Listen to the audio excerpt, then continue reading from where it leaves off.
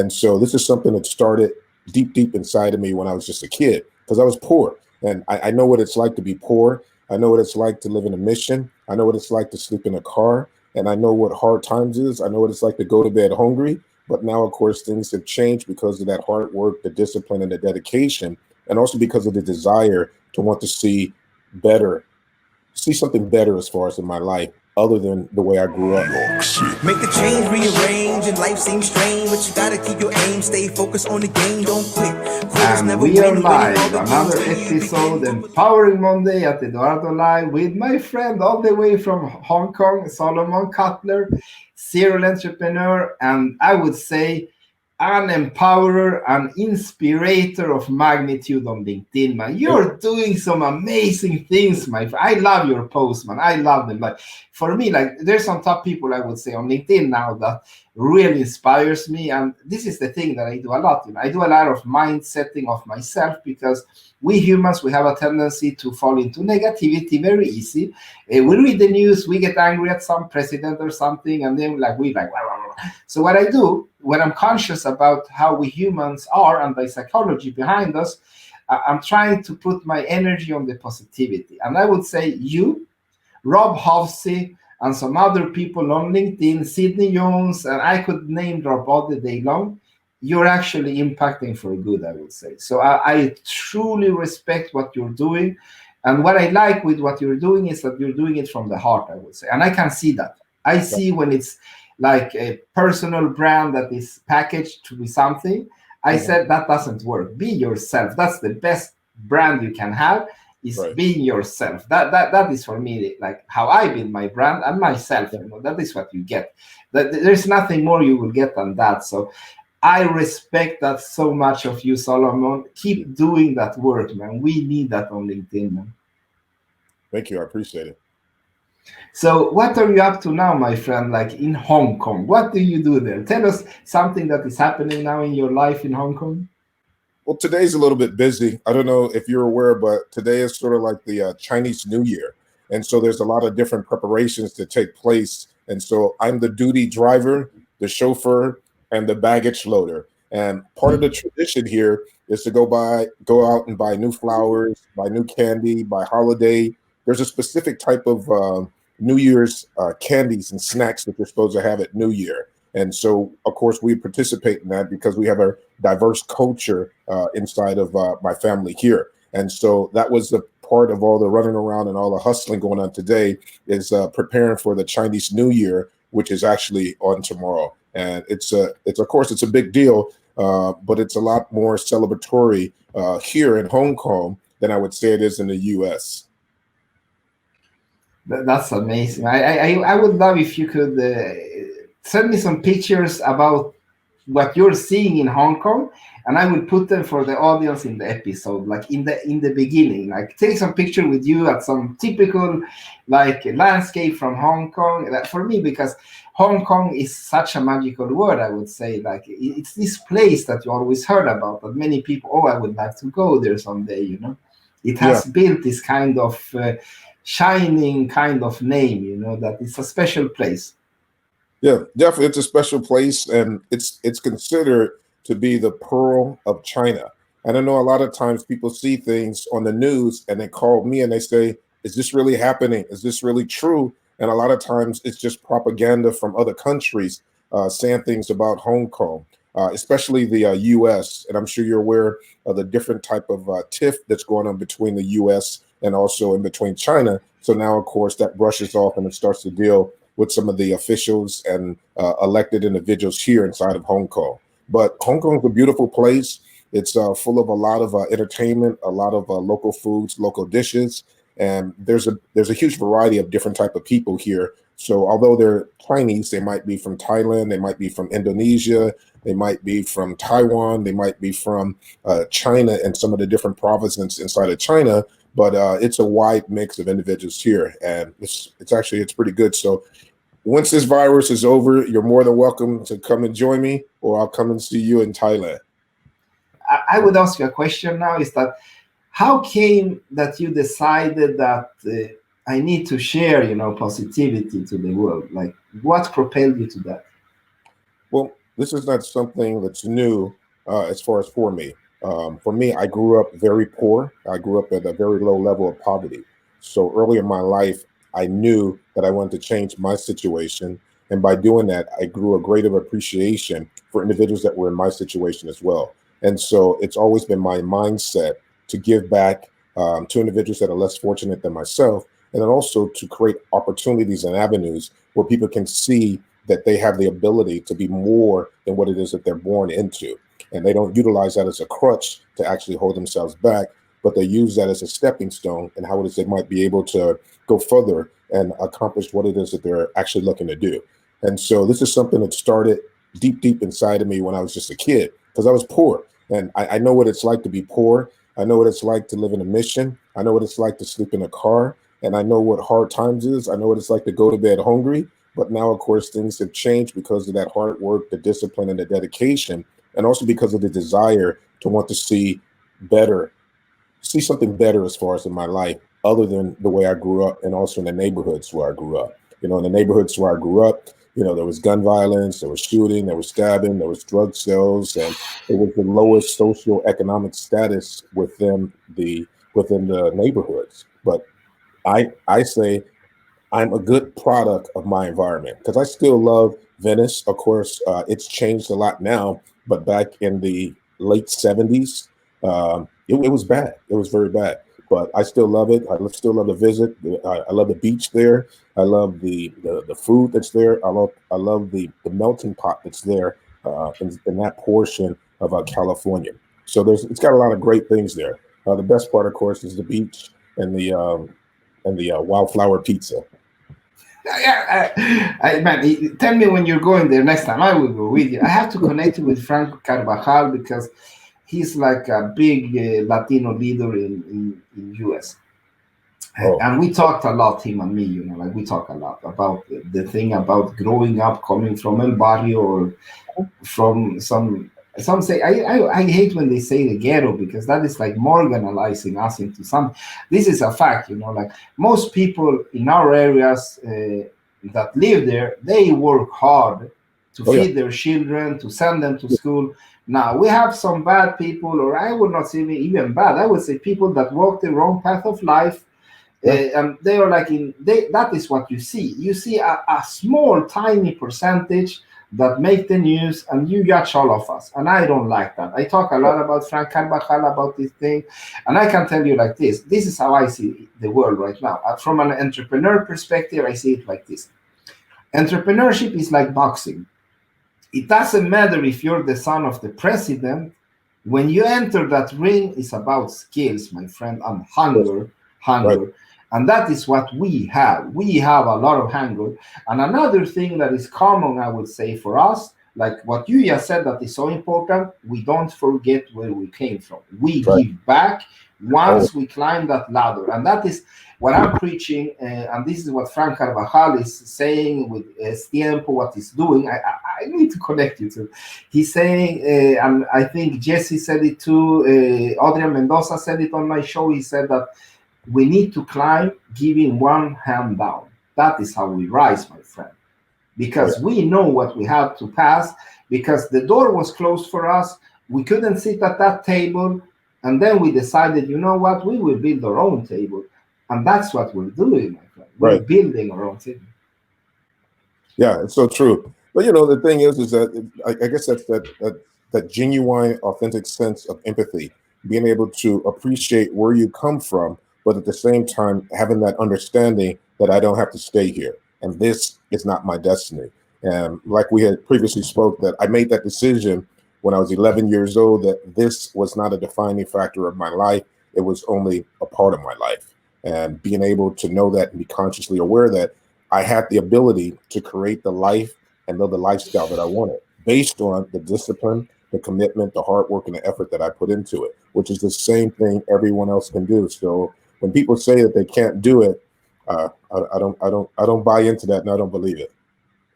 If we work hard and we get a strict action plan that's realistic, and we set goals and we attach goals to it, then there's a great opportunity that the different things that we're looking to accomplish, it's going to take place. And that's just what I believe and how I've grown up and how it is that I practice in business and the different things that I choose to participate in. That's so important what you just said, because we have the choice, that we always have the choice Yeah. to choose negativity or positivity. We always have it, you know. But the only problem I see from my experience, because I had to take to the street at a quite young age, because I have a dysfunctional home, I would say. My mother tried her best, but she was mostly ill. My father, he left us for a while because he wanted to live his politics and do his revolution for his peoples. Mhm. That was like his thing, and I don't judge him anymore. I did it then. I have to be honest. I did it, but not anymore, man. I think every human has to follow their like a destiny or whatever we call it. Yeah. But what happened with me on the street was that I had to toughen up, you know, when I hit like the teens, because then is when people would hit you for real. That was not even like before they took like my hat, they ran away, maybe they pushed my head into the toilet. That was like worst case scenario, right? And maybe some beatings. But once I hit 13, 14, 15, now people were coming with knives, you know, like neo-Nazis and all these people. So I had to toughen up a lot, you know. So I had to start boxing. I had broken my nose like more than 10 times. I realized that some people influenced me by believing in me. And that is what I'm trying to say with these stories, that when I'm talking now with Frank Carvajal and other people, like how can we go to the ghettos that they call them, or like the barrios or whatever? How can we go there and inspire you, you know, to lecture? Because these youth, the only positive they see is that I don't know, that they don't have they don't know so many entrepreneurs, I would say, or engineers because they move out, you know. So that is what I'm talking. What is your perspective on what I just said? You know, like my experience. But I mean, we share some of the similar backgrounds as well. We grew up, like I said, very poor, and it was just my mother, and then it was four boys. Initially, our journey started in Chicago, and then from there we moved to Los Angeles, and then from there to Venice. But the entire time of growing up, I saw my father maybe twice in my life before he passed away years and years ago. But he was never a part of the life, and so then everything that took place was my mother's doing. So the disciplinary, the management of the grades, our academia, and everything that took place, the discipline, it all came from her. But of course, being in that type of neighborhood or being in those type of arenas, of course, you find people that want to pick on you just because you have less money than they have, or you're poorer than the poorest people there. So of course, you're always an item as far as to pick on. And so that was a part of my background as well. I mean, I was always picked on. I was always taunted, you know, because my clothes possibly they were tattered, they were old, they were used, they were secondhand, or they came from the Salvation Army. But then, of course, things changed once you get a little older, because, you know, I started growing into, you know, this body that I have now, and being able to develop and participate in martial arts and different things like that. So that was a way really to combat as far as the different bullies or individuals that thought that they had that ability to take advantage of me. So those days, of course, they went away, and they never returned. So I can definitely understand, and I can appreciate where it is that you came from and some of the different things you went through, because I had to go through the same things as well. So I know. Yeah, the only thing I did wrong, I think, was that I wanted revenge for some years. You know, like when I was between, I would say, 15 and 18. That was, I'm saying, that I had this anger that was not healthy for me. You know, Yeah. because I wanted the revenge on society, on these skinheads that had beaten me up someday, maybe, or these bullies that had put my head in the toilet. You know, because now they were afraid of me. I have made the opposite, right? And then what happened one day, then I entered the bus. I was like 17 or 18, I don't remember, but and then this little skinhead, like 15 years old, with his Nazi symbols came on the bus. And I look at him, and I saw he was so afraid of me, you know, like, and I saw him, and I didn't see like now this Nazi skinhead. I saw myself, that child that was terrified of going to school, because maybe he will meet one of these older like racists that want to hurt me, right? Right. And I saw his fear, man, in his eyes looking at me. Now I was quite big, you know, I was bodybuilding, I was boxing, and my broken nose. It's like Uh-oh. I didn't look so nice, you know, like, you know, and he just looked at me, and I just saw him, man, and my heart broke in pieces. And I thought to myself, what have I become? Right. What have Right. I become? That triggered something in me. I would say that it took me. It didn't.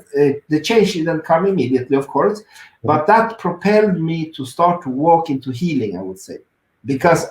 like I said, I was still the computer nerd. Nothing changed, you know. And I think if that is the thing what I believe in, the like the some say the law of attraction, some say like the universe follow the. But I Mhm. think that maybe that incident woke up that I could come back to my books, and then I entered university. Okay. So then I say that everything has a reason, because I get this question: is there something you would change if you could go back in time? You know, like if, for example, when they put your head to the toilet or whatever, you know. And I would say, no, nothing, man. I would take all the suffering again, because now I have my children. Right. Would Right. you, if, and I have now, it's the big question, right? If you could go back in time, would you change something? If I could, I think I would change growing up poor if I could. Yeah, that's a good one. I can agree on that. Maybe I would have some more, right?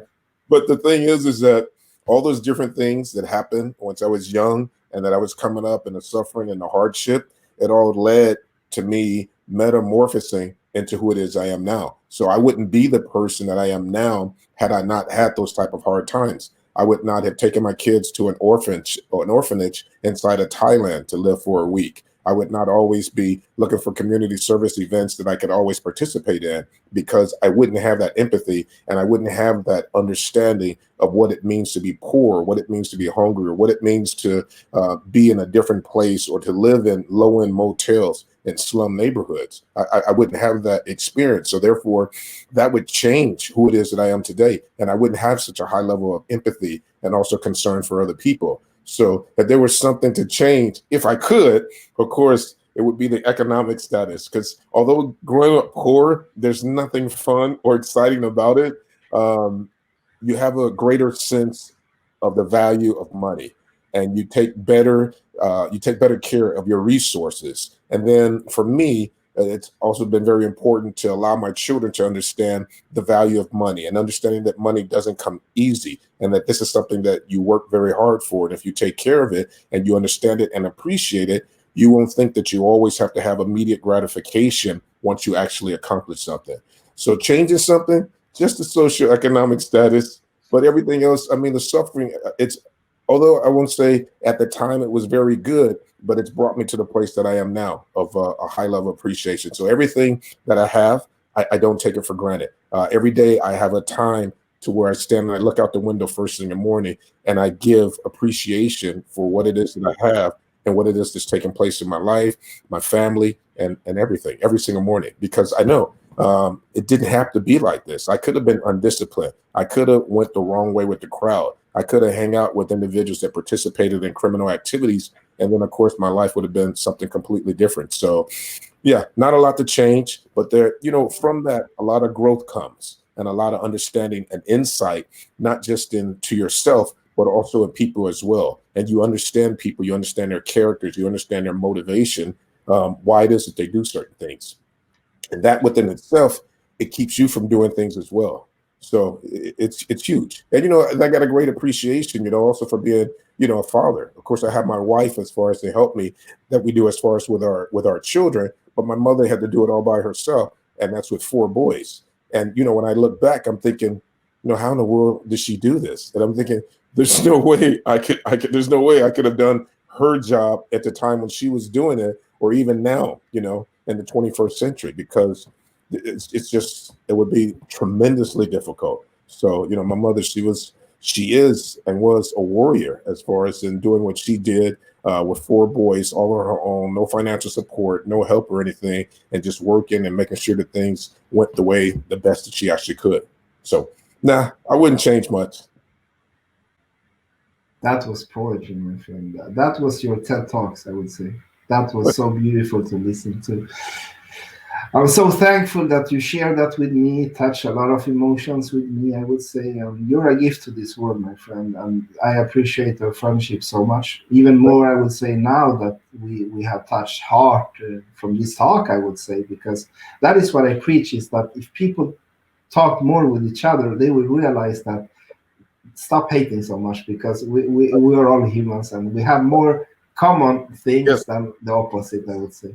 yes, yeah, definitely, I agree. If people, like you said, that's such a valuable insight right there. If people look at people outside of the amount of pigmentation that they have in their skin, or what their ethnicity is, or what their religion is that they practice, they would understand that we are definitely more alike than we are different. And it doesn't matter where you come from. If you come from Chile or if you come from LA, you still want the same things with your parent. You want the best life possible for your children, and that's by helping them as far as proceed, as far as in their education, and by excelling in their academics. Everybody all over the world wants the exact same things for their kids. So we're more similar than definitely we are different. Definitely. Like I said, you're talking my language and poetry, so I could just listen. Just enjoy, my friend. So I'm so happy that I can do this episode with you. What you said there about metamorphing, Metamorphosis.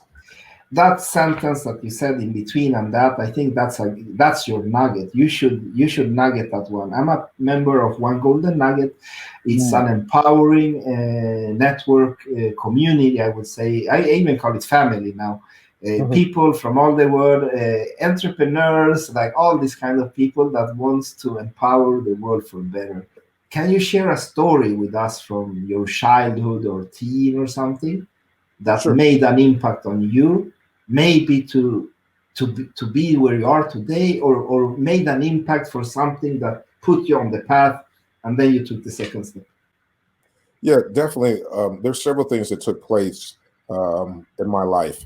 When I was 12 years old, when I was 11 years old, I had a friend that wanted me, two friends that wanted me to go with them to rob a drug house. I told them that I wasn't interested in that, and I had something better planned, not just for now, but also for my future. But they thought it was a great idea, and so they had got a gun from somewhere, and then they went to the drug house to do that. And their entire scenario that they wanted to accomplish, that they was going to go in there inside of someone else's house, they were going to demand their money and their drugs, and then if they resisted, they were going to shoot them. So what happened was that this was 11 years old, and so friends that I was going to junior high school with at that time, they knocked on the door of a drug house, and this is, of course, what I learned later because I didn't participate with them in that activity. They knocked on the door and they said, give us the money. And then the people that were on the other side of the door of the house, they opened the door initially and then they slammed it. When they opened the door back up, they shot my friend in the stomach probably 5 times in a matter of a few seconds and basically almost cut his body in half. And that, of course, when something like that happens in such a small neighborhood, word travels fast and then everyone knows it.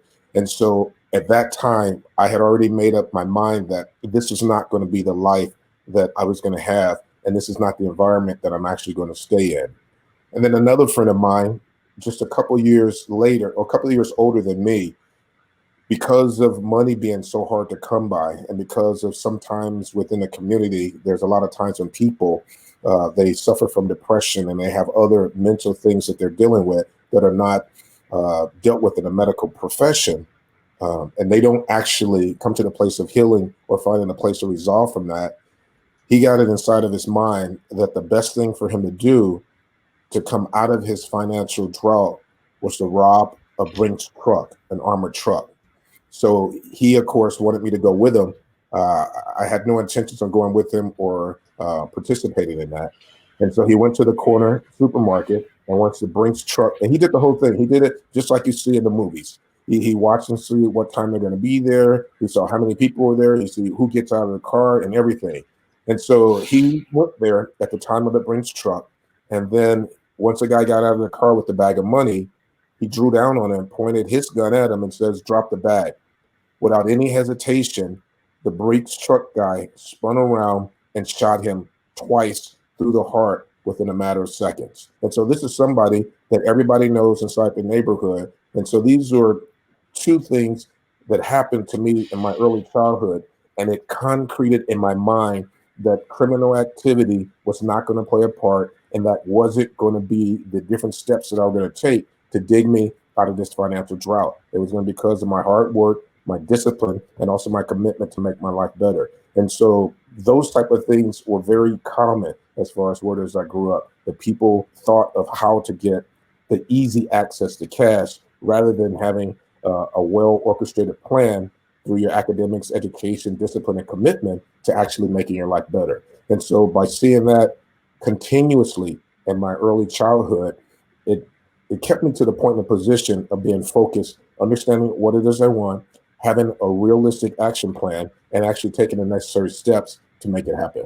So seeing people get killed, or seeing people being shot, or actually seeing people fall and drive-by shootings and different things like that, my mind was made up. So all these different things that were bad and they were catastrophic, those were different things that propelled me to go in the opposite direction that I actually went, and basically creating the lifestyle that I wanted to live.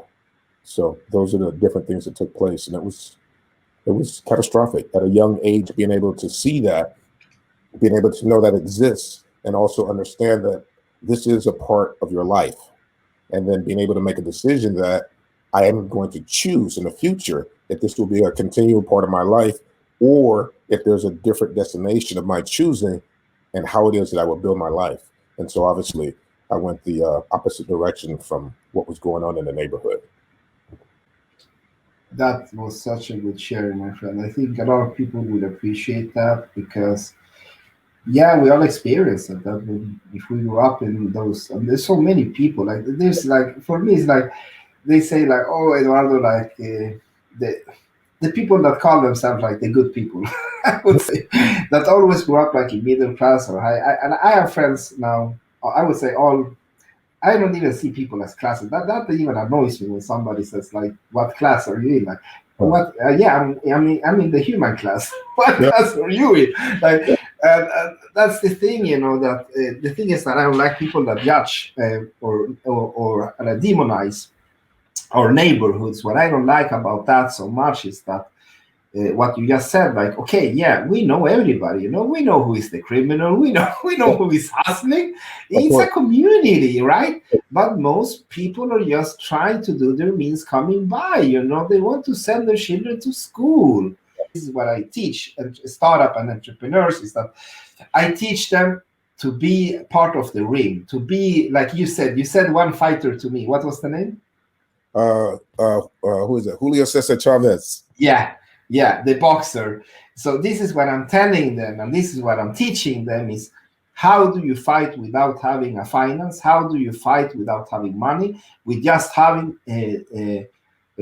dedication, heart, passion, and willingness, because that is what you need. That is all you need. The money I always solve in the second or the third step. I have people working in projects without any final, like 5 people starting because we believe. We don't need an EDC to start like an organization or to build an app. I know how to do that, you know. So that is what I'm trying to teach people, is that anybody can become an entrepreneur if they have the commitment and the will, I would say. And if they have the right genes, that helps a lot, you know. That's research said that if there's common denominator between the greatest entrepreneurs, there are more things in common than separation. And do you think, my question to you regarding what I said, did you ever experience that somebody marginalized you for your background in the industry, I would say? Of course. How did you feel then? You have to tell me that story. You know, when I first decided many years ago, I went to go into the mortgage banking and also real estate arena. A lot of people, they didn't think I was qualified actually to do it. And it's a long process. There's a lot of different tests you need to take, different licenses that you have to actually obtain, of course, to be a real estate agent or to be a realtor. And then it becomes a little bit more complicated when it goes into the mortgage banking, because then actually you're seeing how it is that you can purchase money and secure a loan for an individual. So there's a process as far as with the credit and the credit history, their FICO scores, their job history, the amount of money they have saved, if they have, some type of long-term investments and different things like that. So, initially, once I wanted to go into that industry and leave the regular 9 to 5, of course, I spoke with my wife about it. She gave me the thumbs up, gave me her support. And when I went in, people just looked at me like I didn't belong, and that I didn't have this type of background. I didn't have a banking history. I didn't have banking industry insight. So they didn't think that I could qualify or that I could pass the test. So on the first guy that actually took a chance on me, I worked there for probably for maybe for 2 years. And for the first maybe 5.5 months, because I didn't know what I was doing, and because the training that I received was so stagnant that I couldn't actually equip myself properly to where I can excel. And so basically, I found someone, had some conversations with them, bought them a couple lunches, and they explained to me in detail how the industry worked. And once I was able to wrap my head around the industry and how it actually worked, then of course I got my real estate license, and then I got my realtor licensing as well, designation. And then after that, I understood the mortgage banking portion. And so in the real estate, so in a situation like that, basically I'm able to sell someone a house and make about 3% on $400,000 to $500,000. Then at the same time, I can actually find them someone that would lend them money and then make 2% on that as well. So that means I'm making 5% on $500,000. And the more that you establish your network or individuals that want to trust you, of course, the larger volume that you're actually able to do. So at that time, doing over $200,000 or $150,000 US on a monthly basis, that was a common occurrence as far as for me. And it's a very, very good time. But that very difficult time was at the very beginning, when individuals didn't think I had the mental capacity to be able to pass the test, get the licensing, get the designation, or understanding how the mortgage financing actually worked. But once I comprehended it, I understood it, it was a very good thing. And it was also a very good time. For about 8 years, I was doing that. I love that story. You need to write your book, my friend. I would help you, man, with everything I can to make that happen. I have some really good writing coaches. I know now how I will publish myself through One Golden Nugget, actually. So I'm not giving my license to anybody than myself. So you're the entrepreneur, so you should do it the same way, I would say. Like, keep the money for yourself, because you're already that marketing machine, man. You are that.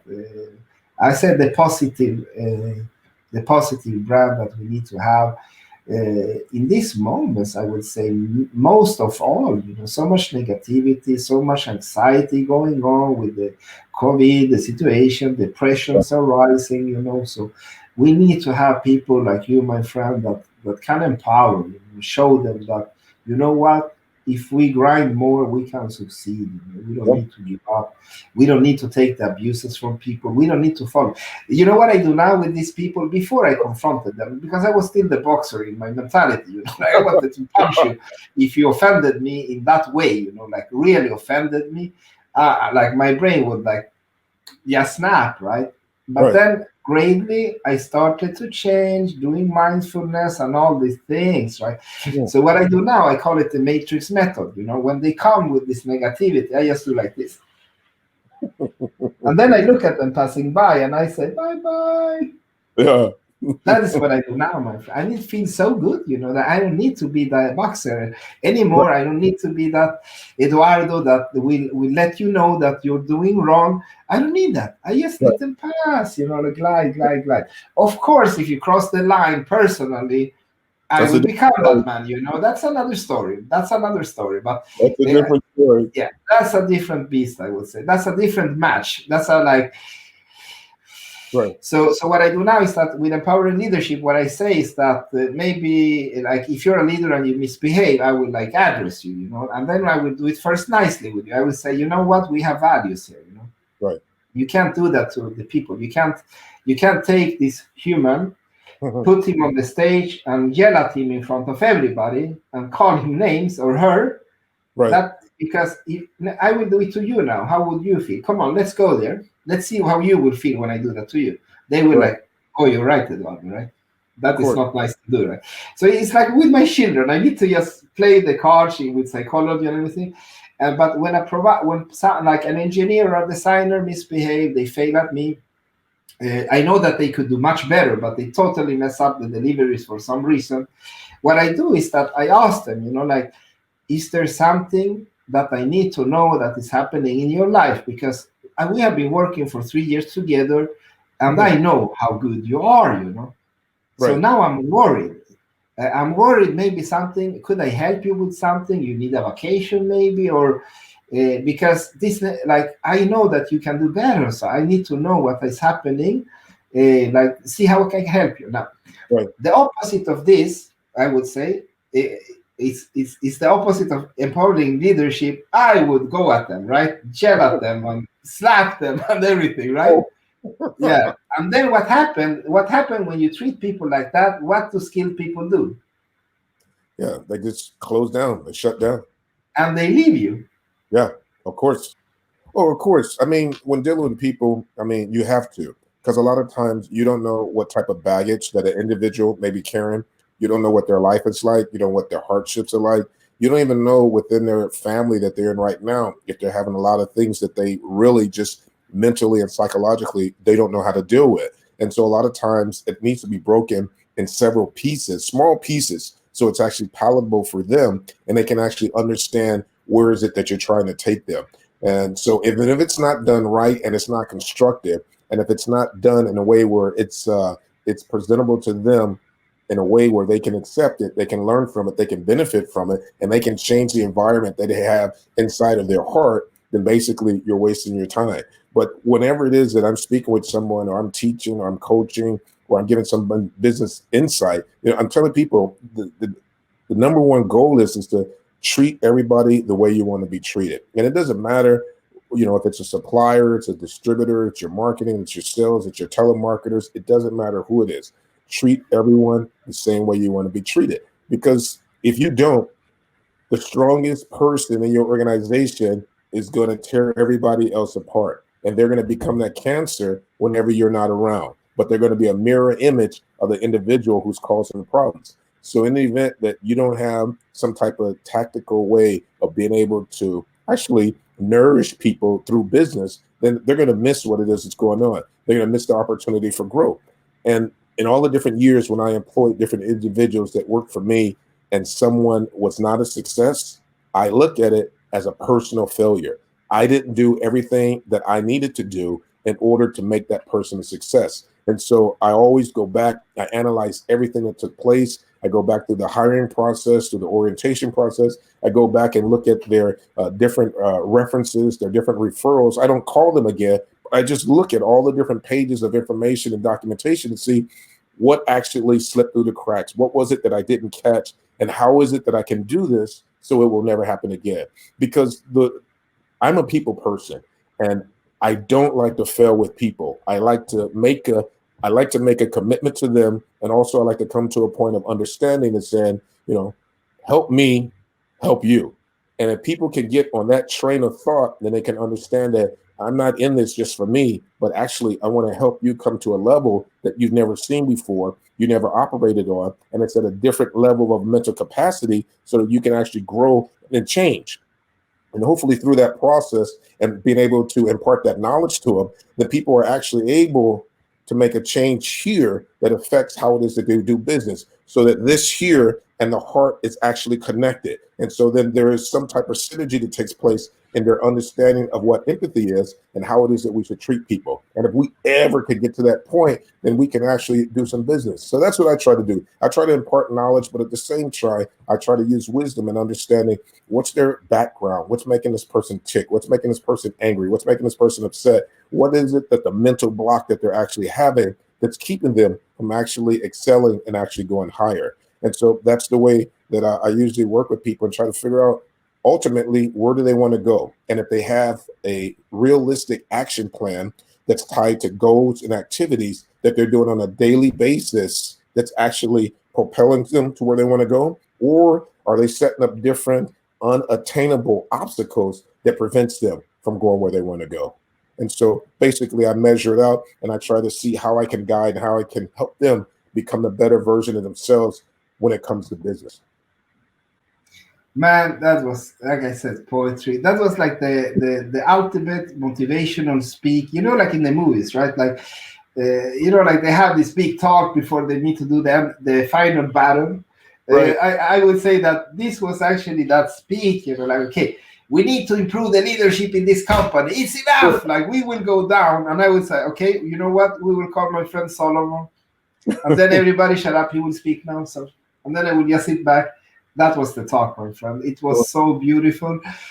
I love people. I love people. And so that's the other thing. So it's not all about the money. It's about how can I help you? And so the people, they have to understand that, I want to help them. And if they're in a place where they can actually receive that or be a recipient of help, then of course they're going to ultimately find success.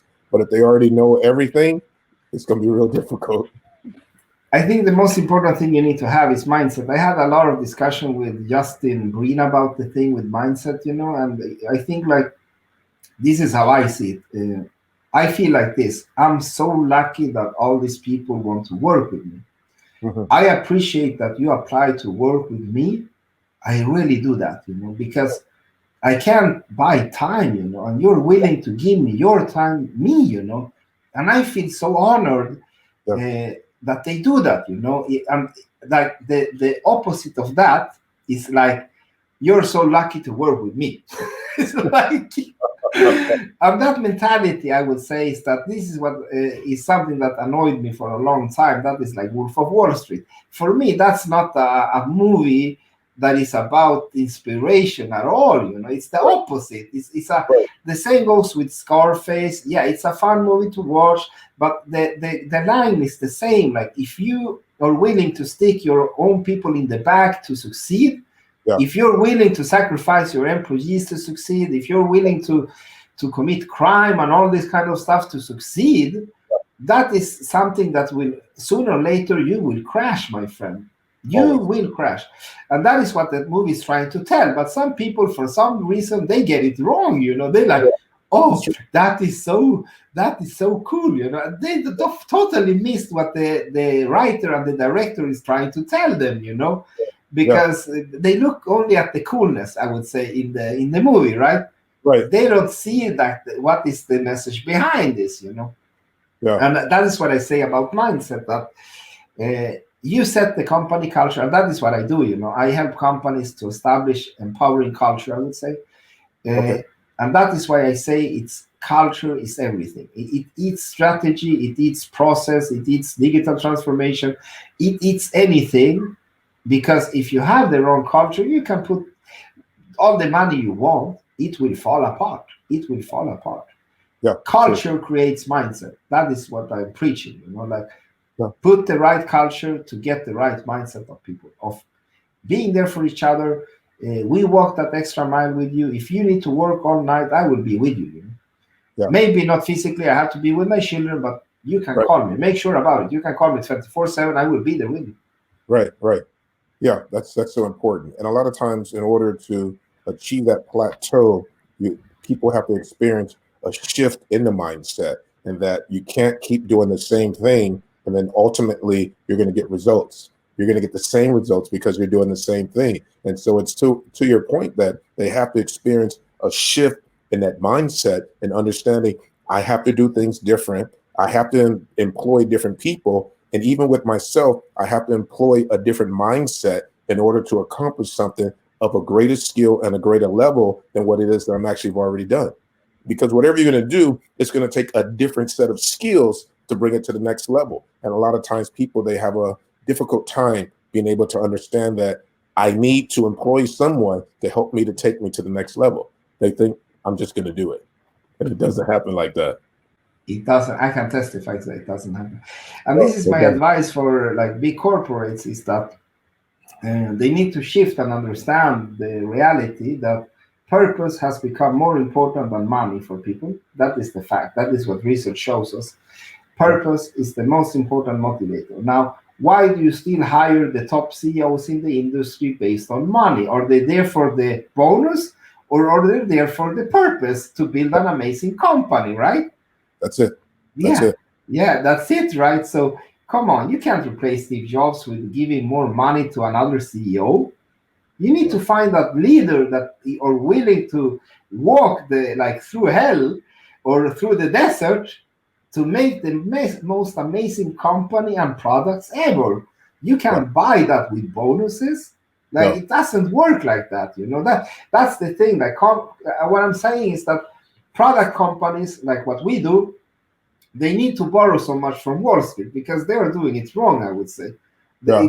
The reality is that humans are purpose driven more than they are money driven, actually. That is the reality. Right. Look at the research yourself. If you don't believe me, I can send you all the links to the research, but Mhm. that is the fact. And Yeah. the sooner you stop looking at these movies and look at science and the reality, the easier you will have a time to create an amazing company. I would say go beyond good to great, and that's what I'm trying to do. I'm trying to propel beyond what Jim Collins said, you know, good to great. I want to build amazing. I'm done with great, I would say. I've been doing that for a long time. I want awesomeness now. Yeah, that's great. Yeah. And you know what? Coming from that type of background, coming and developing that type of insight, it's the same thing that I breathe into my children as far as for them to not ever settle for mediocrity. Always shoot for something higher than what you thought you could attain because it'll be higher than what it is that you think that you can do. And don't set up these mental mind blocks before you start. And so those are the different things that I told my girls when we first came here to a Hong Kong almost 8 years ago when they said when we decided that they were going to learn Chinese, they were going to speak Chinese, read Chinese, and also write Chinese. And so we never told them it was hard. We never told them it was difficult, although it's one of the most difficult languages in the world to actually learn. We just told them it was something that they needed to do. And so in their mind and in their sense of thinking, they didn't think it was hard. They didn't think it was difficult. They just thought it's something we have to do. And so therefore, 8 years later, they can now read, write, and speak two dialects of Chinese. And that's because of how it was that it was initially given and presented to them and how the process was managed gave them the insight to be able to become successful in it. And so really, my greatest skill is being able to manage the process so that it's palatable, it's acceptable, and then they can actually see what the end result is. Because a lot of times people start products or they start projects, but they can't see the end result. And then they're not able to intelligently articulate what the end result looks like. So therefore, people are just working, but they don't really know what they're working for. And so I run my girls like a small business. I manage the process of their academics so that it leads them to one place, and that's being successful. And so it's the same. And so people that have kids that they've actually been able to mold and shape them into something that seemed like it was impossible, it's because of the managerial skills that they possess and their ability to articulate what does that end result picture look like. And if we could do that, we would do a better job for our future resources, being our kids, who ultimately is our legacy for our future. I have to show you something personal from that, that what you just said, because what you just said is so important. You know, like I have been, I always have to be honest. My children are 4 and 5. We're struggling a little bit with my son. He has his anger kind of things going up and down. He's like me. He's either on or off. He's never like in between. You know? either either he will be play with you all the way, or he will do the opposite. It will be war, you know, and that's challenging. So I'm trying to find his passion for something. We tried everything with him, you know, like I don't know, like nothing. But now I finally found his thing, you know, that he loves to do, and that is drawing. Hmm. So what I did is that I let me see here. I I motivated him to start to do T-shirts. So we're actually printing now his first collection with his drawings. You know, Are so these he your has his. No, that my child is the one on the left. These are just some model picture that I took, but that is his drawing. You know, he do this kind of drawings that you see there, uh-huh. like really fun drawings, right? Right. So we're making them into a brand, you know, and like I'm teaching him all the way, you know, that now if he wants his more trains, he loves trains, he has so many of them. from now on, I will not buy them to him when he wants them. He needs to, like said, he needs to learn that, like you said, things cost in life. And what Yeah. I'm trying to teach him, that if you follow your passion, you can succeed with anything. So Yeah. that is his brand now, Nico Kid. So we're going to have the first clothes now print, or the first t-shirts printed. They will be in a store in Norway, in Oslo actually, that my friend has. Nice. So that's what I'm saying, that what you said is so important, that you need to set the narrative for your kids. If you set a narrative that is everything is hard, like, no, it will not work out, of Yeah. course they do not work out, Right. Yeah. You're the one that is putting, like you said, is so important, is that I say culture starts at home. True. Company culture, family culture is everywhere. Yes. And we can dictate the culture because we are the ripple effect. What happens is what we do will ripple. Yes. Negativity ripples. Yes. Positivity ripples. So choose wisely how you ripple. That is what I'm saying to people. Yeah, definitely. I need to nugget that one. Choose how you ripple. It's so true. Yeah, it's definitely true. Because our kids, not just our kids, but everyone's kids are byproducts of their parents. So if people say, my kid is this, and I don't know where he came from, or my kid is this, and I don't know where she or he got that from, we have to look inside the mirror, because everything it is that we do, it's amplified through our children. And they are nothing but little people that, of course, came from us. So they are byproducts of what it is that they see, they hear, they watch, they learn. Yeah. My father is like child kind of.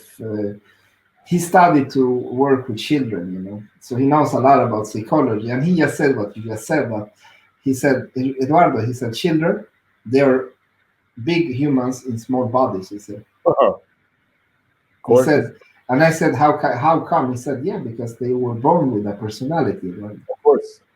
Of course. And for me, that was like genius. Yeah. And it's cultivated by the environment that they are inside of. And so if there is a house where it's full of anger, full of violence, full of alcoholism, full of drug use or different things like that, it's all going to be attractive as far as for the kids to want to participate in something that they see. And they don't know what's right or what's wrong. They just understand the person that's in charge of me, they do it, so it must be okay. And that could either be on the lowest level to where even there's a lot of yelling inside of the home. So the kids grow up and they yell. Why? They don't even know why they do it. They just say, my mom and dad did it. And so they take this and they make it a part of their character and also a part of their personal culture of how it is that they will live their life and what they will do. And so for me, of course, I have two girls. So it's very important that they understand that they need to be strong. They need to be independent. They need to be mature. They need to be intuitive. And they need to never settle for mediocrity. And so that's the mantra that's always goes to them. Never settle for mediocrity. Never settle for mediocrity. You only get one chance to make a first opinion, and it's got to be your best. And that's it. Always. That's amazing, man. We need to do talk number 2. I have like 10 more questions to ask you now. So this was part 1, Eduardo Solomon. Part 2 will come, my friend. This was part 1. I need to do part 2. And the final question that I have to you before I show your contact details and everything to the audience. Tell us something that you were not expecting from your Hong Kong experience that blew your mind or made you like have another kind of view at life, or Hong Kong as a country or as a culture. Tell us some experience that surprised you. Well, I guess the thing that surprised me, because of course it's an Asian country and culture, and I started coming back to China back since 2003, but then in the last 8 years we moved here. And growing up in America, where it's very different as far as the different ethnicities, but everybody lives together. So it doesn't matter if they're Caucasian, if they're Hispanic, they're Latino, they're from different portions of South America, Hawaiian, Portuguese, African, Jamaican. It doesn't matter. Poland. Everybody lives together and everybody accepts everybody else, not because of the amount of pigmentation as far as in their skin. And so growing up in that type of environment, and coming into an environment where it's 90% or almost 100% Chinese, the concept or the perception that I had is that I wouldn't be accepted or there would be a high level of racism. But what I better now understand after 8 years and also being married to a Chinese lady is that it's not racism, it's more a lack of understanding, a lack of appreciation, and also a greater level of ignorance of other cultures. And so basically, there's a clear distinction between racism and a lack of understanding or lack of other cultures or cultural awareness. So I guess the biggest thing for me is that being able to articulate what the difference is in another culture. And then the first 2 years when I was here, I lived in China. And China is 100% Chinese. But because if you go there and you have an appreciation and a respect for their history, for their culture, and understanding how they do business, you're accepted. It doesn't matter how much money you have or how little money you have. What they want to know is that you accept them, you appreciate them, and you understand them. In the US, the flip side of that, people only want to know how much money you have and can I get access to your money? And if I get access, how much percentage do I have to pay you back? So the biggest and most enlightening thing is that understanding cultural awareness, the lack of understanding, and also the high level of ignorance of other ethnicities or culture, which is not racism. It's a lack of understanding because they never had the melting pot that I had when I grew up. And so that's a clear distinction because a lot of people from the U.S. that's been here, friends of mine that's been here and they've been back, they thought or they interpreted it as racism, but it's not. It's a lack of understanding of other cultures. I love what you just said. It's so important because my wife, she's originally from Thailand, but she lives here almost all her life. She speaks Norwegian. I don't actually. I speak a mix of Swedish and Norwegian, quite similar languages, right? But she has all these prejudices, from Thailand, like, oh, did you go and get, when I say like, oh, my wife is from Thailand, like, oh, did you go and get her in Thailand? It's like, this is the fact, my friend. We've been traveling all around in Thailand. This is the thing. What you see with the industry, like the things, the girls and the bars and stuff, that is in very few regions, I would say. In the rest of Thailand, they don't allow that. Yeah. You will not find that. Go to the north of Thailand, you will not even find a massage, I can tell you. Like, I don't know, like what they call it. Like, this is the fact, my friend. That is a beautiful people. That is a beautiful culture. The only reason that is because of you. Yeah. You go there, you pay for that. They need the money to send back to their children, to their families. That's the only reason. You are the creator of that thing, not them. Not them, you are that. So don't judge. You should look at yourself in the mirror, It's true. Thailand, one of the most beautiful countries in the world, I would tell you. And I wish that you didn't pay for that because then they didn't know to do that, So you're creating that, I would say. It's true. It's, whenever you go to these different countries, you see and you find what you're looking for. Because we've been to Japan, we've been to Korea, we've been to Thailand, we've been to Singapore, all these different countries, and we don't go there looking for anything except for just to have a good time. But other individuals, like you said, they come there and they look for something, and of course, you could find it. And it's the same thing. Back to the last point, as far as the largest thing of awareness is understanding that cultural awareness. And then once people actually understand what they're looking for, then they find it. If you're looking for racism in Hong Kong, you'll find it. If you're looking for racism in the US, you'll find it. So it doesn't matter where you are, who you are, what your socio-economic level or status is, whatever you're looking for, you'll find it. That will be our next talk, I would say, because that is what I'm preaching. Like when they ask me this question, they say like, like I said before, when I lecture for India, they ask me about, but they write about us. Somebody says that. Somebody says, like, but we're our culture so matriarchy, but and I said, because that is what you look at. Like, look at the positive. There's so much beautiful thing in India, in Thailand, in China, in Hong Kong. My friend Solomon, how do people contact you? What is your preferred choice? They can contact me through LinkedIn, the business professional LinkedIn social media, or else they can find me through the email solomon@stepupthepace.com. That's me right there. Or of course, they can call me. Call me in a home call.